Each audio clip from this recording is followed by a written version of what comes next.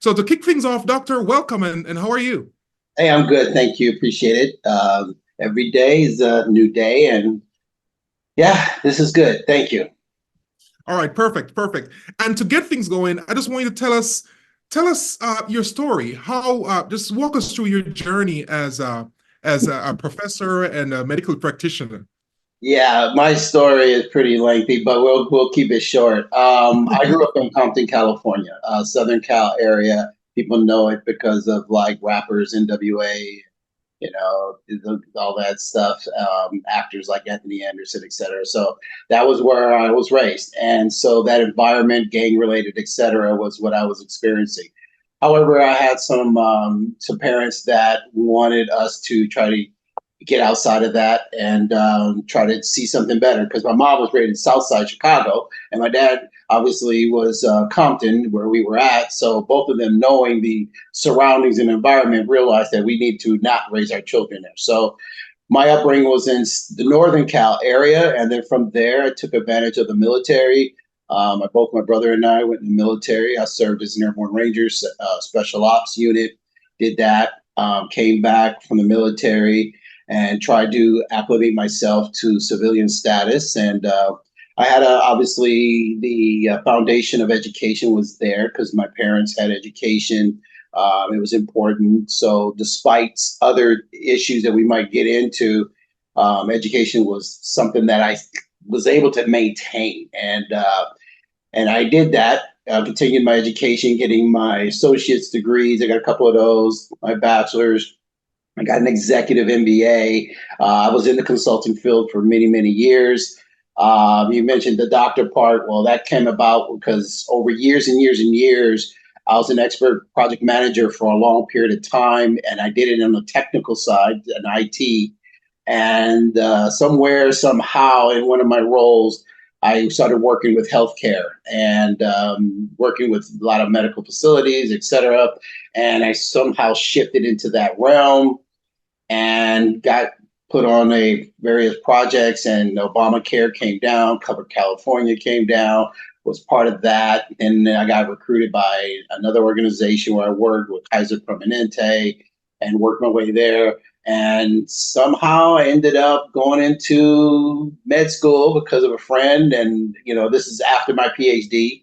And so one thing led to another, but it's just a field that I was, I'm kind of a hybrid of my parents because my dad was the tech and my mom was the nurse going into therapy. And so I think I just kind of piggybacked off of them, subconsciously. And here I am now.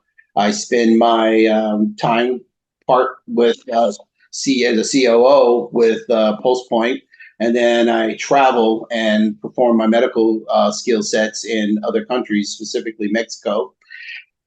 So yeah, and then I also am the I'm a developmental coach. I have my own practice, so I basically do that, help clients with mental health, which is one of my expertise. So, Doctor, with such a wide uh, scale of knowledge and great experience across the board, what are you passionate about? Golf. I say that jokingly, but it's absolutely true. No, golf is for me. I think what I am passionate about is my pursuit of helping others. As a veteran, a disabled veteran, with a lot of various challenges because of what I've seen and done. I feel that without getting into any theology, that there's a higher purpose for a lot of people. Some of us have gifts, some of us have purposes, some of us develop it, and figure it out. And I'm still here, so I think that there's some things that I'm good at, and I'm quite good at it. And one of those is how I'm able to communicate with people and be able to support and help. I mean, I've been a professor and I've been teaching university level education since like 2009, I think. And my credentials and my teaching skills have always been high.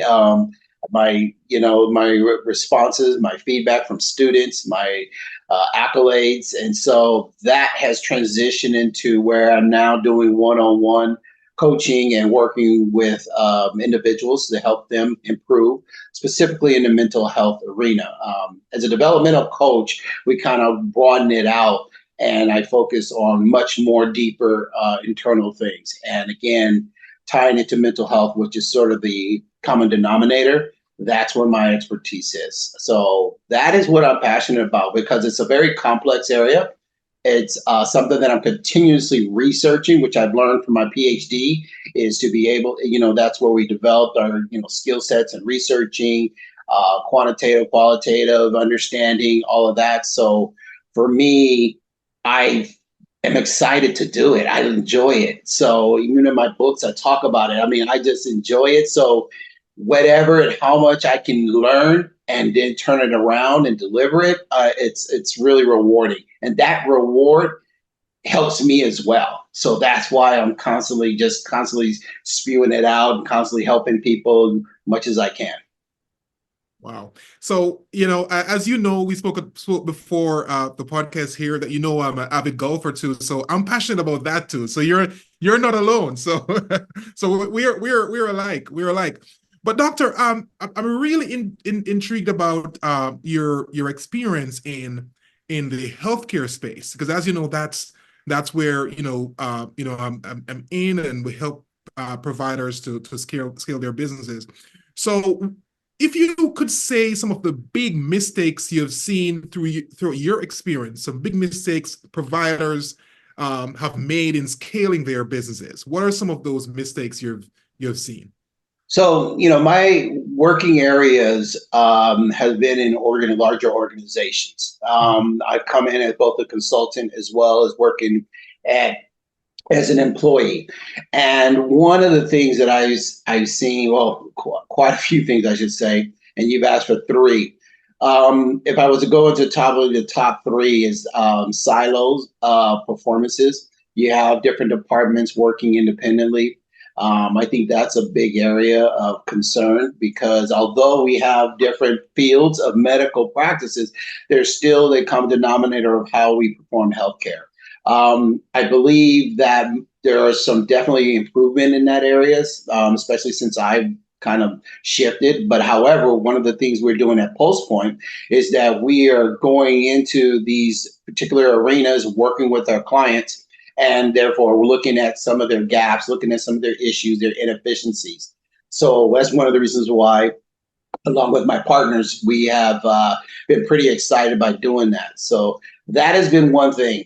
Some of the other things has been in their marketing abilities. I think a lot of people, I'll just use the general term of people, get overloaded with all of the healthcare and all the stuff coming at them. And a lot of them get fairly intimidated by it. A lot of this, I mean, there is a lot of marketing out there, but the marketing can be a little overwhelming. And I think we need to get a little more specific with the niches. I think we need to give them a little more precise direction and how they can be able to communicate back.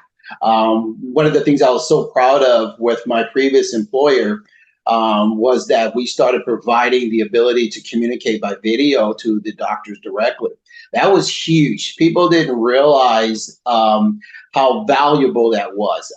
In addition to that, my previous employer also provided immediate response on the doctor care. So the patient had the opportunity to actually evaluate it.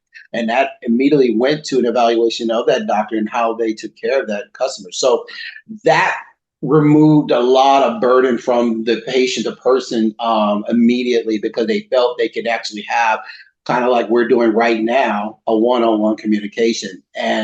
But taking a step back again, when you're first trying to choose and the opportunities and all that, it could be really, really congested in the head for some people.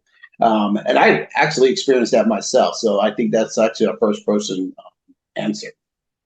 And one other thing I would say would probably be, I think it's a confusion, and this is a little bit above my pay grade, but I think there's a financial aspect that could be really cumbersome with a lot of people. I can't go too much into it because, again, this is outside my skill sets, but I think that's something that healthcare organizations need to look at, and being able to work with a patient slash person to be able to understand it a little bit more, what their opportunities are, benefits, what's covered.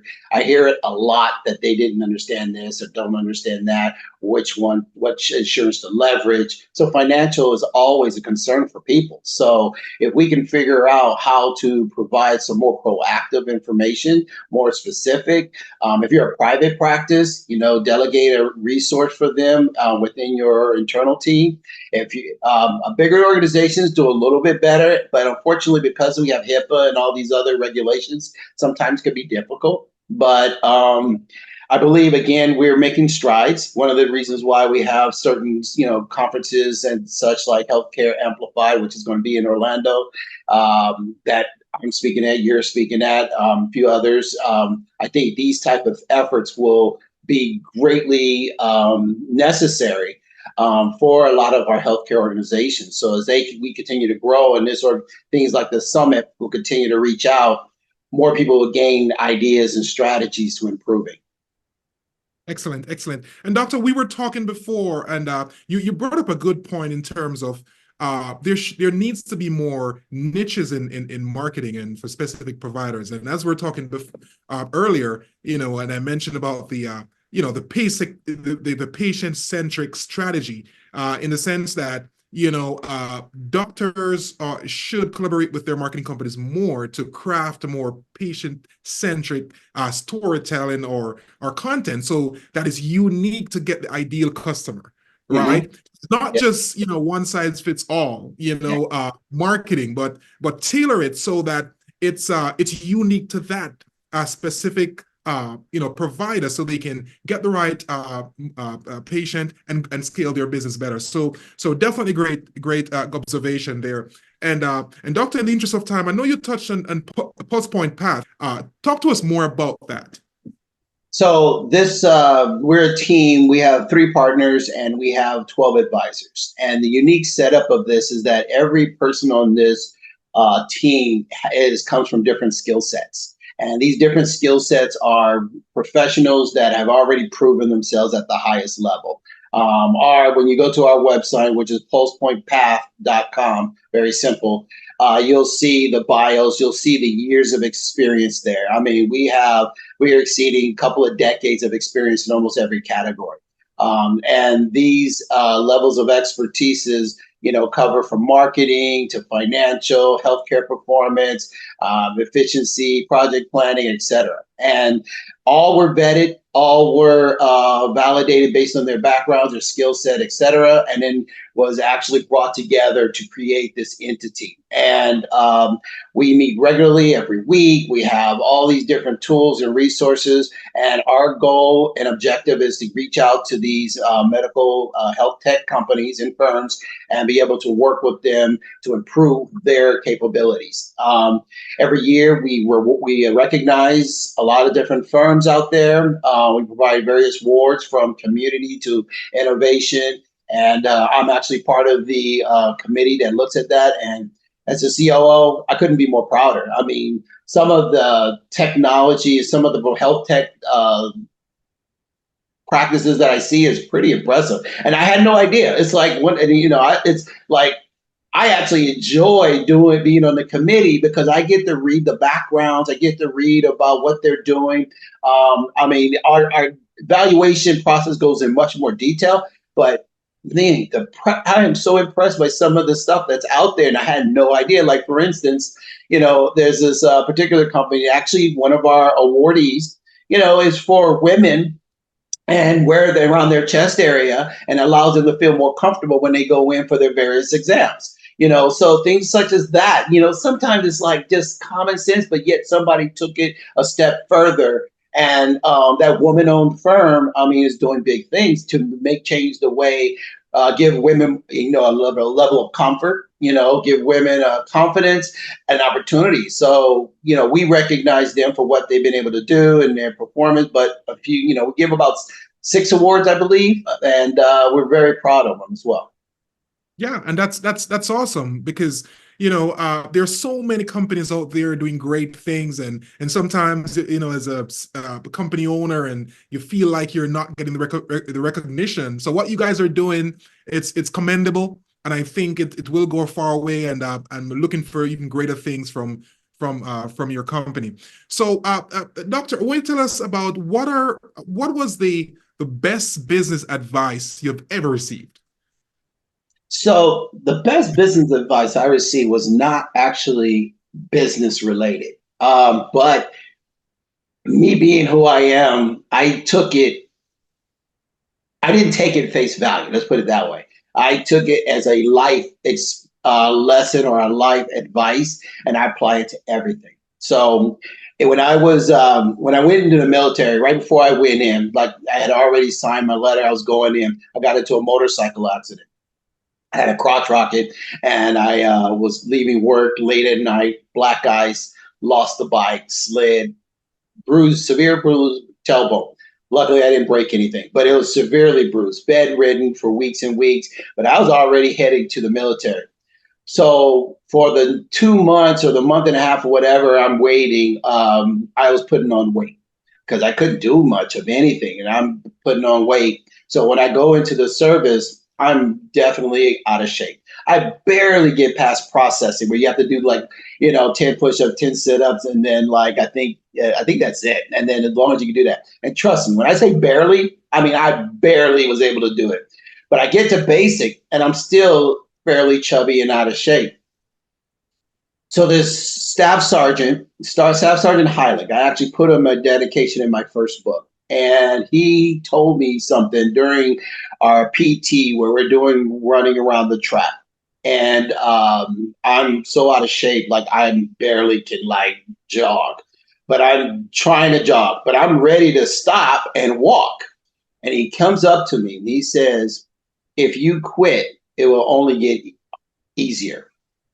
So I'm thinking about that, meaning don't quit to walk. Just keep jogging it out. Don't quit because once you do it, it just gets easier to just stop doing it. But if you keep pushing yourself, you'll continue to get that, the jog, and the jog will increase. And before you know it, I'm running. And sure enough, that's what happened. I end up and I'm getting it back in shape and blah, blah, blah. And then I finally, long story short, I'm a ranger, special ops, and about 4 months later.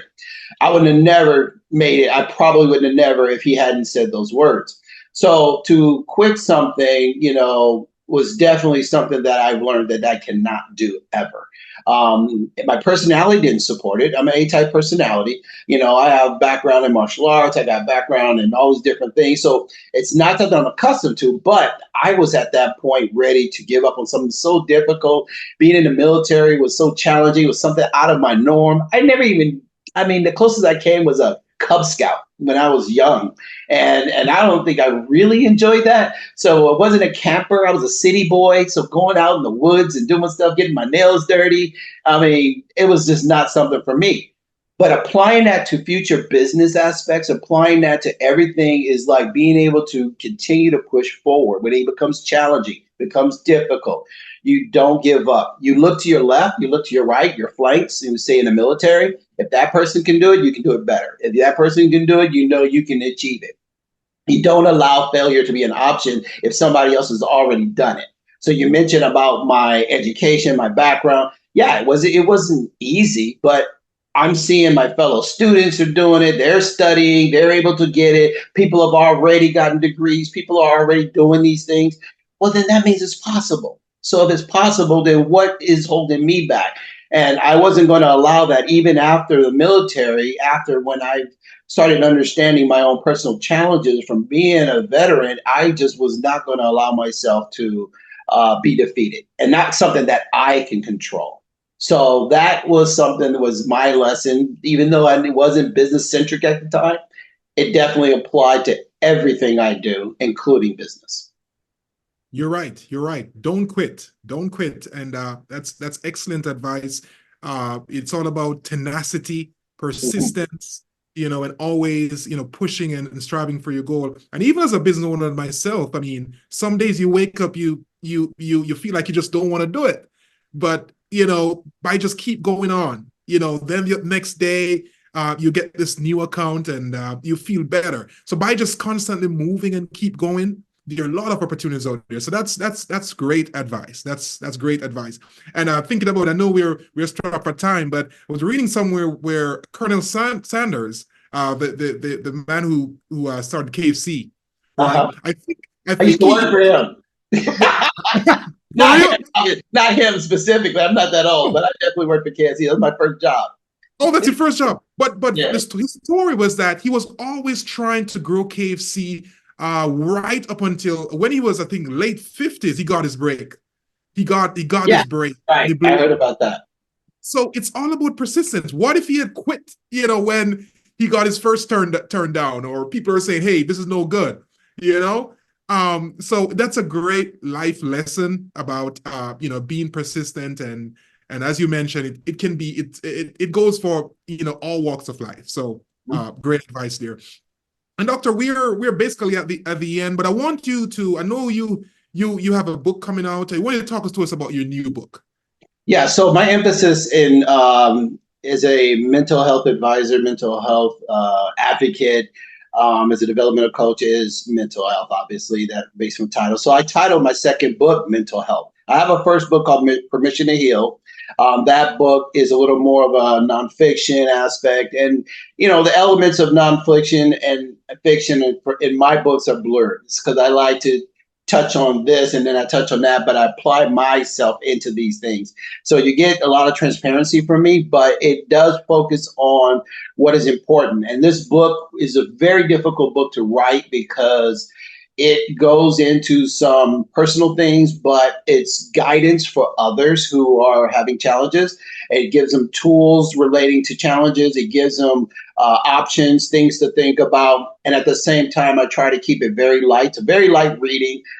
It's from ages of 12 and up can read this. I specifically wrote it as a conversational book. So it's got a little humor in it. I like to apply that. But I think what's really important to take away is that if you are having certain issues and challenges, this book is definitely something that could be a starting point for you to start recognizing some options and what you can do. In relation to that, if you need more information, it's on my personal website, which is draaronpbryant.com. And I have the information on there, but the book's not everywhere. It's everywhere. It's Amazon, Barnes and Nobles. It's like on, I don't know, like 12 different platforms out there. So I'm proud of that. So far, it's doing pretty well. I haven't seen any negative responses so far, but it's like I said, it's a conversational piece, easy to read. I didn't write it for the purpose of making money. Honestly, it's just literally for me to give out the information. The only reason why I have to charge is because the distribution people charge me, so I gotta balance it out. Yeah, I understand. So I have a book of myself, and I understand about that piece. So Yeah. I completely understand. So, but definitely, so you mentioned the website. So if someone is listening or watching and they want to learn more about you, they go to that website, or how is the best way to contact you? Best way is definitely Dr. Bryant, Dr. Aaron P. Bryant. Just go to the website, draaronpbryant.com. There's a message bot there, my contact information there, which is contact at Dr. Aaron P. Bryant. Everything's pretty much the same, just like it's seated in your Zoom thing. Just no dots, just write it straight out. But you can reach me, and if you're somebody who needs guidance, developmental coaching is a more, like I mentioned earlier, is broad. However, the characterizations behind mental health could be interpersonal, it could be relationship related, it could be career related, it could be just focusing on yourself. So I do categorize it. I provide assistance in these areas, but I promise you, we're going to go into a deeper realm that's going to be related to why you might not be achieving what it is you're trying to achieve. It's not just like a life coach where you say, well, I'm trying to get that promotion, let's focus on that. It's going to be a much deeper because, trying to understand yourself to be able to achieve just that promotion. Well, why is it that just that promotion? Why didn't it come naturally? What is it that we need to do to achieve why did you even have to call me in the first place? So these are the things that are really beneficial. And one of the passions that I love because I did it to myself. I had to take 10 steps back to be able to understand why this happened, why that happened, why did this happen in my life. It wasn't just what's there in front of you. You got to go back. And I've even had to go back even further than most. So it's so important for people to be able to get that understanding and that foundation. And then we go ahead and work forward. Sounds good. And doctor, that sounds like a good read. I'll definitely, take a look at it. And so thanks again, doctor, for Yeah. jumping on the podcast. I had a blast, and I know our listeners and viewers, they got some great things from it too. So until next time. All right, buddy. Thank you.